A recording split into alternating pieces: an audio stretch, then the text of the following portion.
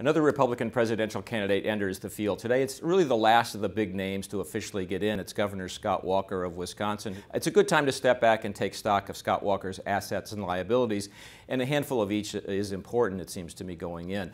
First, the assets. Number one, he's popular among conservatives. His work busting public unions in Wisconsin has made him popular among a broad range of conservatives, and he also has support among social conservatives, not just economic conservatives.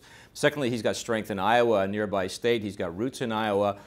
If he wins there, that can help catapult him forward, obviously. Third, he's a history of being able to well-fund himself. He raised a lot of money to win races in Wisconsin. He's got a pretty strong network of supporters that are in place now. He won't be a Jeb Bush kind of fundraiser, but he'll raise enough money. And finally, he's a governor. Being a governor matters in the Republican race. Governors can say, I'm just not talking the talk the way Marco Rubio is. I've done the work. I've got results. That helps in a race for the Republican nomination.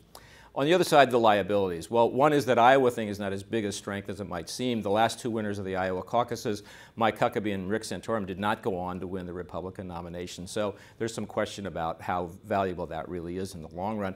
Secondly, Governor Walker has gotten into a little bit of trouble for seeming to have shifted his positions on immigration and some other issues going backwards now. And so that's going to be something he's going to have to address.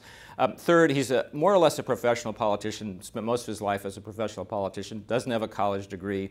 So there are a couple of things about his background that may raise some questions, and he'll at least be confronted with those questions as he moves forward here. And finally, and I think the last big one that he's going to have to worry about is foreign policy. As a governor, he doesn't have the experience in foreign policy that, say, a Marco Rubio or even a Rand Paul does. Makes it a little more difficult to discuss it. It's a topic that's growing in importance, particularly with the rise of Islamic State. So Scott Walker is going to be formidable. He's got some assets, also some liabilities.